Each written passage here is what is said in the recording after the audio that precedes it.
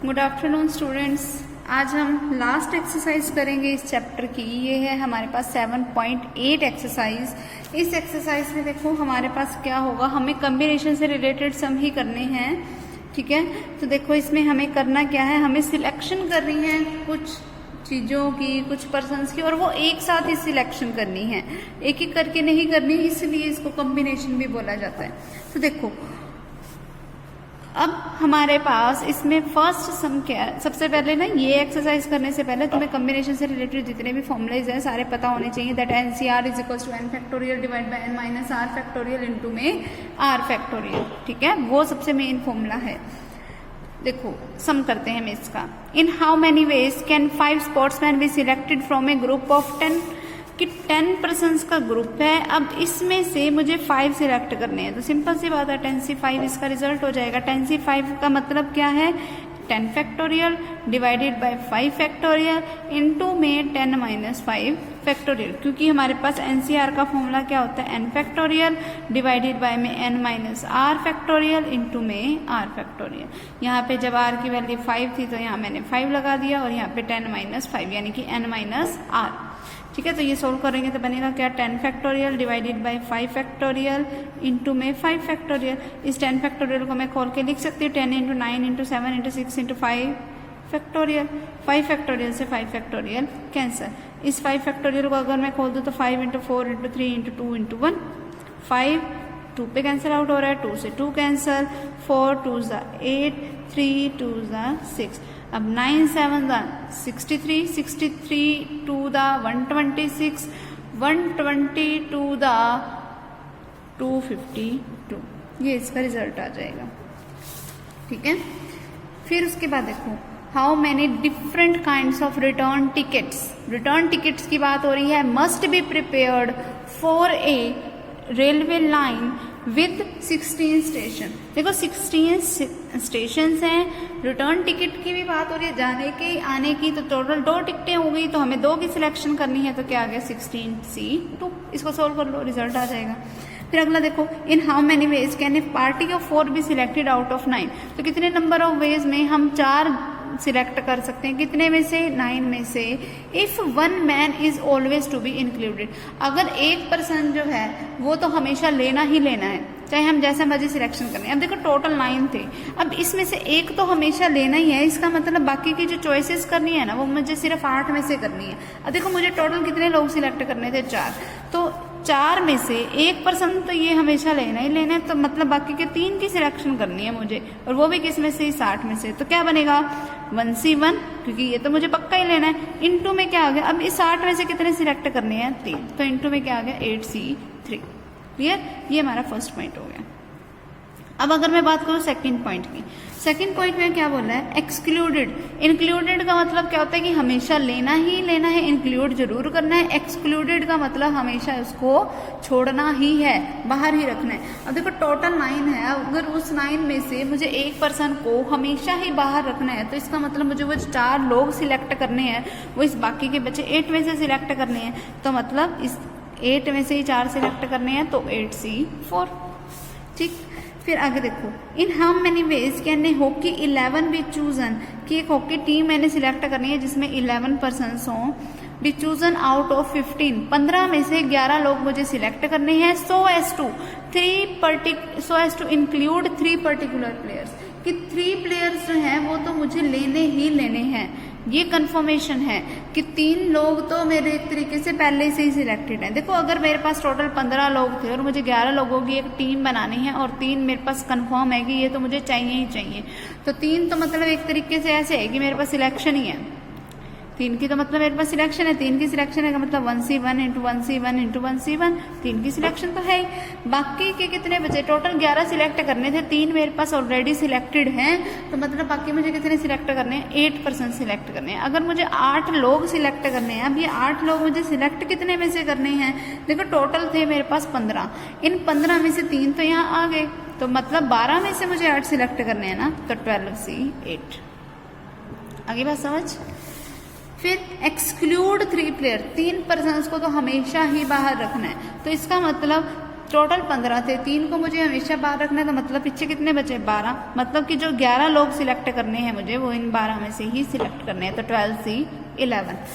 फिर आगे देखो 12 person meet in a room, 12 लोग एक रूम में मिलते हैं, and each shake hands with all the other, कि और हर कोई एक दूसरे से हाथ मिलाता है। Find the number of handshakes, अब देखो हाथ मिलाने के लिए कम से कम 2 लोगों की ज़रूरत होती है, ठीक है, तो मतलब मुझे 12C2 करना है।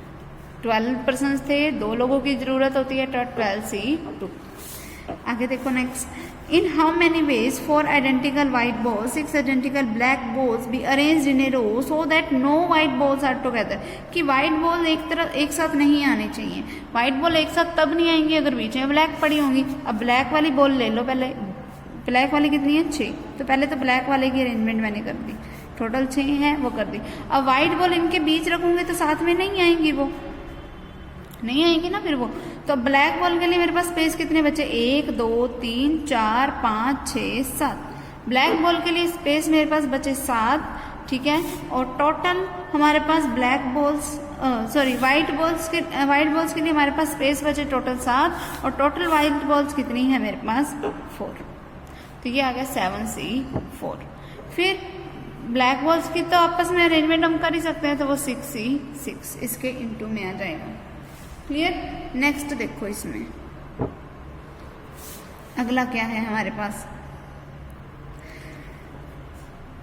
नेक्स्ट है हमारे पास कि in how many ways can we select a cricket 11 from 17 players, 17 लोगों में से मुझे 11 लोगों का सिलेक्शन करना है, 11 सिलेक्ट करने हैं। फिर इन विच 5 प्लेयर्स कैन बॉल, देखो टोटल 17 प्लेयर हैं, इनमें से 5 तो बॉलर हैं, इसका मतलब 12 बाकी के क्या हैं बैट्समैन हैं, ठीक है।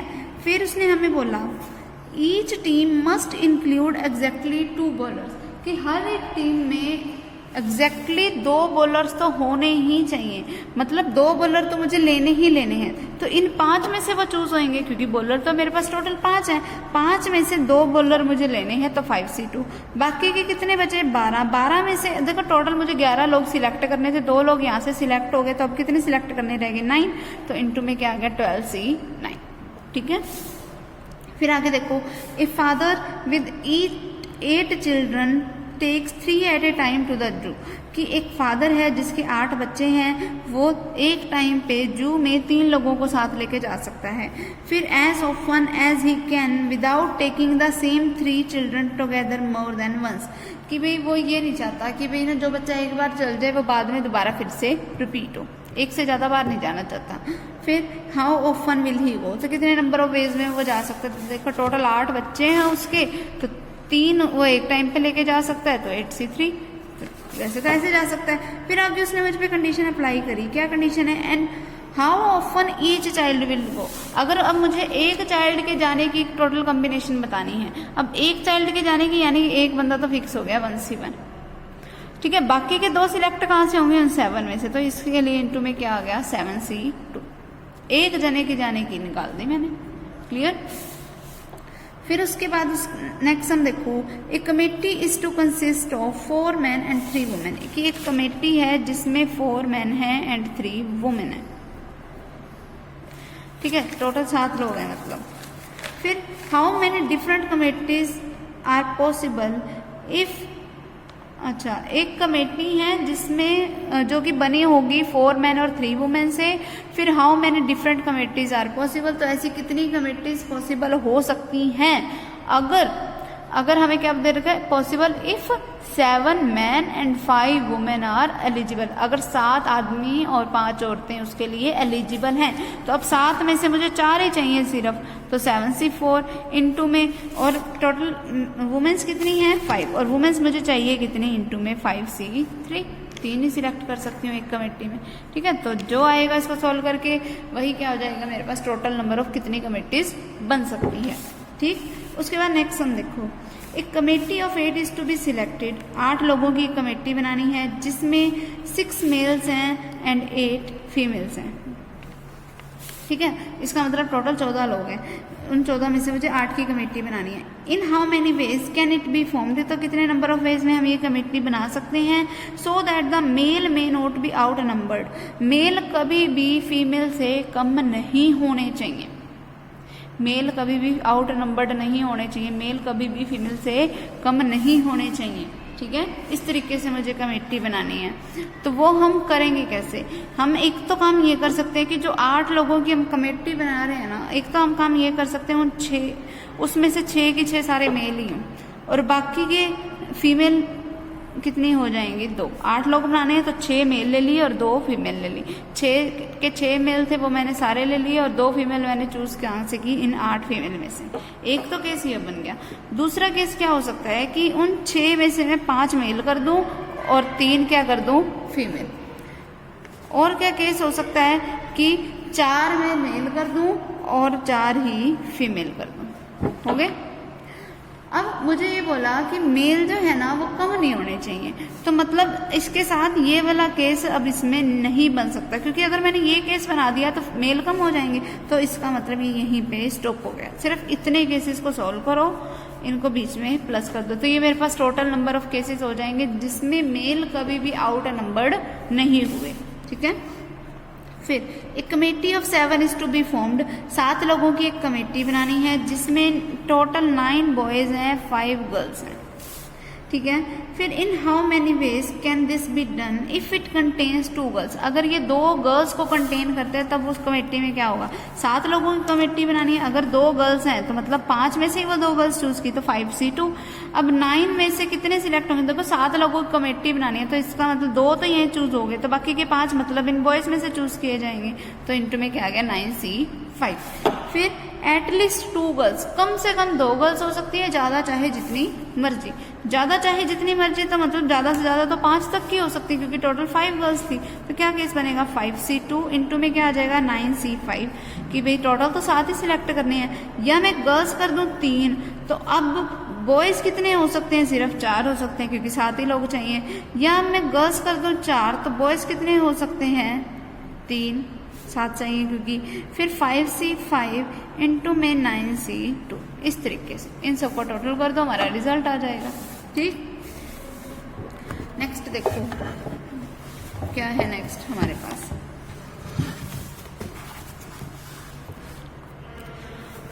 इन an examination a candidate is required to pass in 4 different subject, कि एक एग्जामिनेशन में एक कैंडिडेट को जरूरत है पास होने की 4 अलग अलग सब्जेक्टों में। इन how many ways can he fail, तो कितने नंबर ऑफ वेज में वो फेल हो सकता है, अगर वो एक में भी फेल हो गया तो फेल है, 4 में से 1 में फेल हो जाए, या 4 में से 2 में फेल हो जाए, या 4 में से 3 में फेल हो जाए, या 4 में से 4 में फेल हो जाए, जो भी कंडीशन आएगी वो फेल का फेल ही रहेगा। ठीक है, फिर in an examination Ritika has to select 4 question from each part, कि एक एग्जामिनेशन में ना रितिका को हर एक पार्ट में से 4 क्वेश्चन सिलेक्ट करने हैं। There are 6, 7 and 8 question in part first, second and third respectively. Part first में है 6 क्वेश्चन, पार्ट सेकंड में है 7 क्वेश्चन, पार्ट थर्ड में है 8 क्वेश्चन। ठीक है, अब इनमें से मुझे 4 सिलेक्ट करने हैं, तो मतलब 6 क्वेश्चंस में से मुझे 4 सिलेक्ट करने हैं, 7 क्वेश्चंस में से भी मुझे 4 सिलेक्ट करने हैं, 8 क्वेश्चंस में से मुझे 4 सिलेक्ट करने हैं। फिर what is the number of possible combination in which she can choose the question, तो ये हमारे पास पॉसिबल नंबर ऑफ क्वेश्चंस हो गए। Okay, clear. फिर ए मैन हैज 6 फ्रेंड्स, कि एक आदमी के 6 दोस्त हैं। फिर in how many ways may he invite 1 और more of them to dinner, तो कितने नंबर ऑफ वेज में वो एक या उससे ज़्यादा को डिनर पे इनवाइट करते हैं। तो देखो टोटल 6 फ्रेंड्स हैं, तो 6 में से या तो 1 को इनवाइट करेगा, या 6 में से 2 को इनवाइट करेगा, या 6 में से 3 को इनवाइट करेगा, या 6 में से 4 को करेगा, या 6 में से 5 को करेगा, या 6 के 6 को कर लेगा। बस ये total possible number of ways हो जाएंगे जिसमें वो लोगों को डिनर पे इन्वाइट करेगा। क्लियर। नेक्स्ट देखो, ए बॉक्स कंटेन्स ए 100 रुपी नोट, कि एक तो 100 रुपये का नोट है, फिर ए 10 रुपी नोट, एक 10 रुपये का नोट है, ए 5 रुपी नोट, एक है 5 रुपये का नोट, और एंड 4 डिफरेंट कॉइन, और 4 क्या है कॉइन्स हैं, 4 हैं कॉइन्स। ठीक है।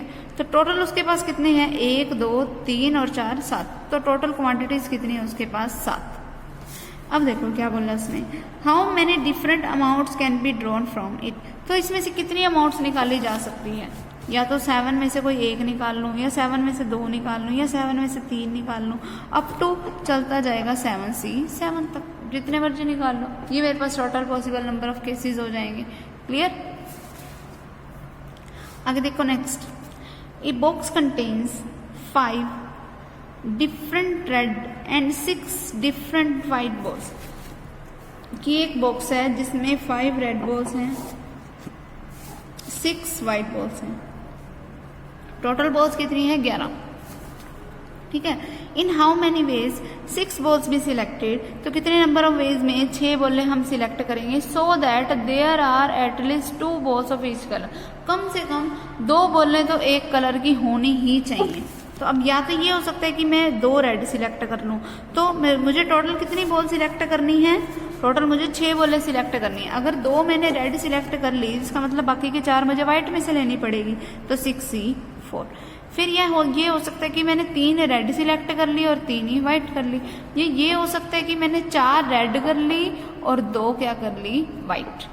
अब 2 की पेयरिंग तो होनी चाहिए, कम से कम 2 तो होनी चाहिए, चाहे फिर वो रेड कलर की चाहे व्हाइट की। इससे आगे और केस नहीं बन सकते, क्योंकि फिर मेरे पास वो जो कंडीशन दे रखी है ना कि सेम कलर वाली कम से कम 2 बॉलें तो होनी चाहिए, वो खत्म हो जाएगी। ठीक है। तो यहीं पे इसको हम खत्म करेंगे। इसको सोल्व कर लो, आंसर आ जाएगा हमारा। ठीक।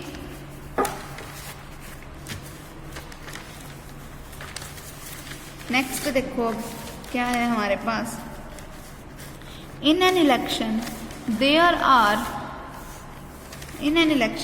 Are 5 candidates. एक इलेक्शन है जिसमें 5 कैंडिडेट्स हैं और 3 क्या हैं, मेंबर्स हैं। ठीक है। A voter can vote for any number of the candidates. एक वोटर जो है वो कितने भी नंबर ऑफ कैंडिडेट्स को वोट कर सकता है, not more than the number to be elected, कि लेकिन उससे ज़्यादा को नहीं जितने नंबर के इलेक्शन हैं।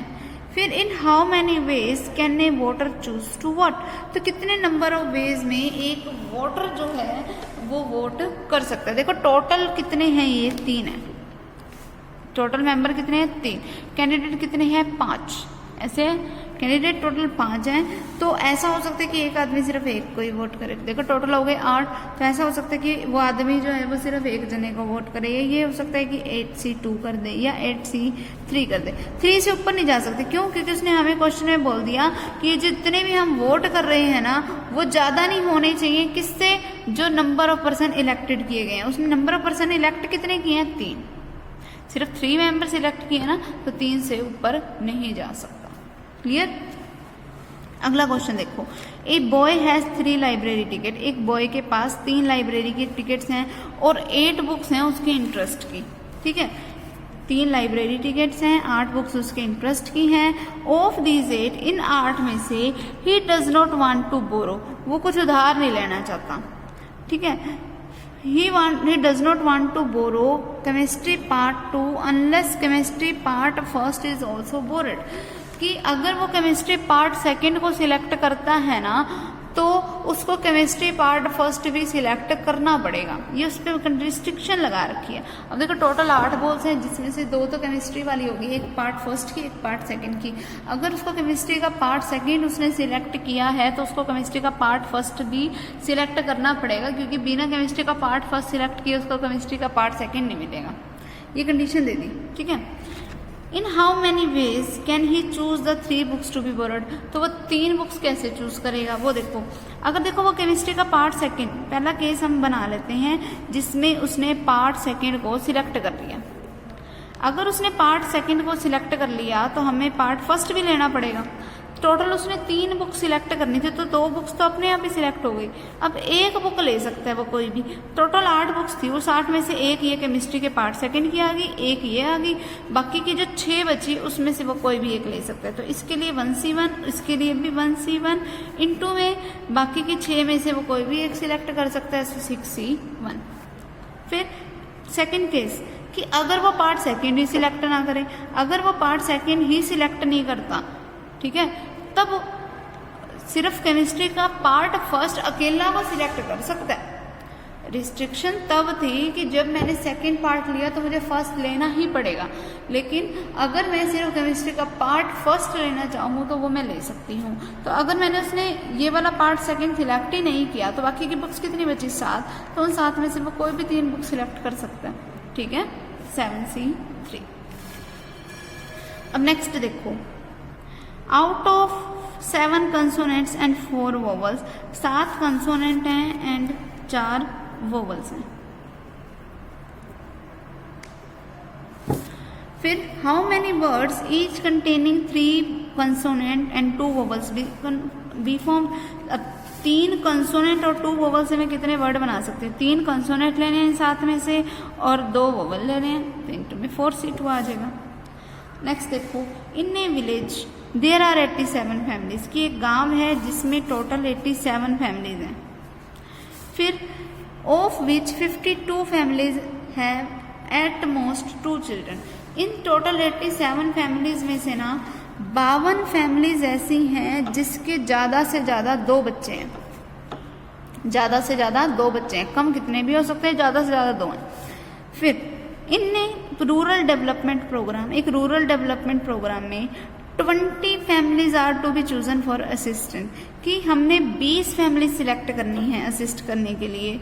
ऑफ विच, इन 20 फैमिलीज में से क्या होगा, at least 18 families must have at most 2 children, कि इन 20 फैमिलीज में से 18 फैमिली तो कम से कम ऐसी होनी ही चाहिए जिसके ज़्यादा से ज़्यादा 2 बच्चे हों।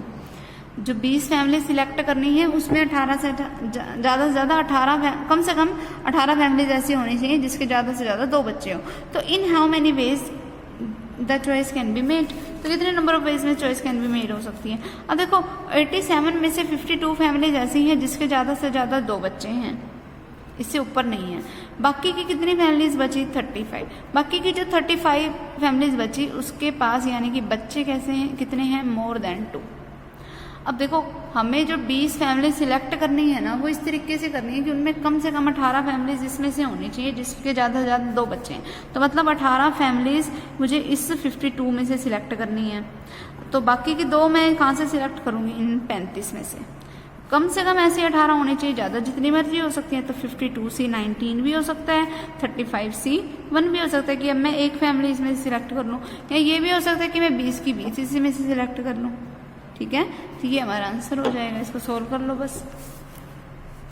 अगला देखो, find the number of diagonals that can be drawn by joining the vertices of A hexagon. अब देखो एक हेक्सागन है, हेक्सागन के यानी कि 6 वर्टिसेस होते हैं, 6 पॉइंट्स होते हैं, तो कितने डायगोनल्स बन सकते हैं। डायगोनल बनाने के लिए कोई 2 पॉइंटों को मिलाना पड़ता है इस तरीके से, तो यानी कि कितने नंबर ऑफ डायगोनल्स बन सकते हैं, 6C2। लेकिन अगर 2 पॉइंटों को मिला दो तो हेक्सागन की साइडें भी तो बनती हैं। अब एक हेक्सागन है तो इसका मतलब उसकी 6 साइडें हैं, तो जो टोटल 2 पॉइंटों को मिला के जो मेरे पास टोटल पॉसिबल अरेंजमेंट्स बनी उसमें से माइनस कर दूंगी मैं नंबर ऑफ साइड्स को, वो कितनी है, 6, बस खत्म। फिर देखो, how many diagonals are there in a polygon with n side, कोई सकते हैं। अब देखो n पॉइंट्स हैं, उनमें से 2 को मिलाने पे डायगोनल बनता है तो NC2 आएगा। माइनस में मैं कर देती हूँ नंबर ऑफ साइड्स, क्योंकि नंबर ऑफ साइड भी तो 2 पॉइंटों को मिलाने से ही बनी है, तो NC2 माइनस में n करके अब मेरे पास बचे क्या, नंबर ऑफ डायगोनल्स, बात खत्म। आगे देखो, how many triangles can be formed by joining the vertices of A hexagon. Hexagon यानी कि 6 टोटल पॉइंट्स हैं, टोटल 6 वर्टिसेस हैं, 3 पॉइंट्स को मिलाने पे ट्रायंगल बनता है, तो 6C3 आ गया। ठीक है, फिर उसने हमसे बस अब यही पूछा था, 6C3 आ जाएगा इसका हमारे पास। नेक्स्ट देखो हमारे पास क्या बनेगा,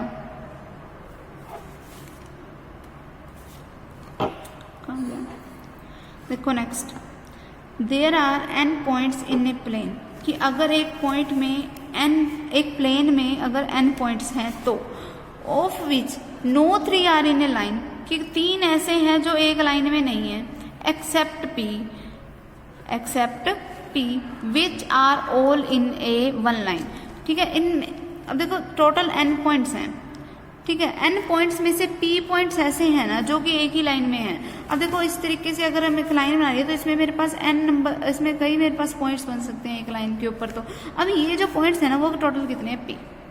तो कितनी नंबर ऑफ लाइंस बन सकती हैं, वो मुझे बताना है। तो देखो एक लाइन को बनाने के लिए मुझे 2 पॉइंटों की जरूरत है, 2 पॉइंटों को मिलाने की। तो टोटल कितनी लाइंस बन सकती हैं, NC2।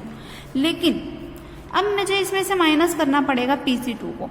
माइनस क्यों किया, क्योंकि ये P पॉइंट जो है ना वो एक ही लाइन पे है, और इन P पॉइंट्स को मिलाने पे ना मेरे पास सिर्फ एक ही लाइन बन रही है, कोई अलग अलग लाइनें तो टुकड़ों में तो बन ही नहीं रही। तो मतलब इतने P पॉइंट्स से बन के जो P पॉइंट्स को मिला के जो मेरे पास लाइनें बननी चाहिए थी वो तो अपने आप इसमें से माइनस होगी। ठीक है, तो NC2 माइनस में PC2। ठीक है, और फिर प्लस में क्या आ जाएगा, 1। अब ये प्लस में 1 क्यों आया, क्योंकि इन P पॉइंट्स को मिलाने से कम एक लाइन तो बनी ही है ना, तो उसके लिए वो 1 क्या हो गया, ऐड। आगे बात समझ कि देखो टोटल n पॉइंट्स थे तो 2 पॉइंट को मिला के एक लाइन बनती है, तो n पॉइंट्स से कितनी लाइनें बनी, NC2।